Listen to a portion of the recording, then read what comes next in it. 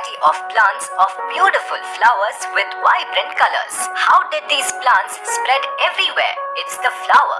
This beautiful part of the plant spreads the plant population everywhere. But how? Let's learn that in this video. Come on. To understand how the flower helps to reproduce in plants, first and foremost, let's learn the edge and corners of a typical flower. Look at this flower. Let me name the outer parts of this starting from down. This stalk which holds the entire flower is a pedicel. Just a little ahead of pedicel, there is a bulged portion from which the flower blossoms, which is receptacle. Moving upwards, you can see ring of leaf-like structures.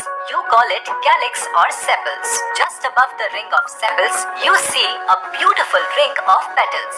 That's the part of the flower which attracts you. Then you go a little up, you can see a male part and a female part. The male part is stamen and the female one is pistil. Look at the stamen. It has anther and filament. Look at the pistil. It has stigma, style, ovary and ovule.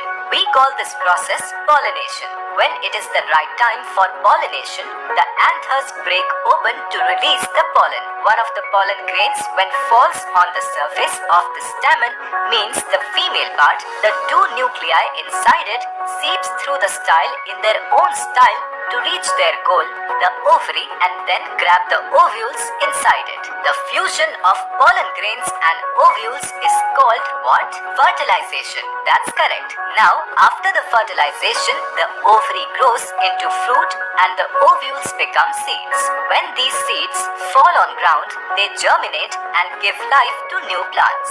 And that's how the population of plants increase and increase and increase, that you see them everywhere. By the way, I have a question now. Plants cannot move from one place to another. So, how can they transfer the pollen grain from anther to stigma? When insects or birds sit on a flower to sip its nectar, the pollen grains of it gets stuck on their body. When they go to another flower to sip more nectar, they drop their pollens on stigma. Can the pollens be transferred from anther to stigma of the same flower or flower of same plant? Yes, that's possible. It's called self-pollination, otherwise cross-pollination.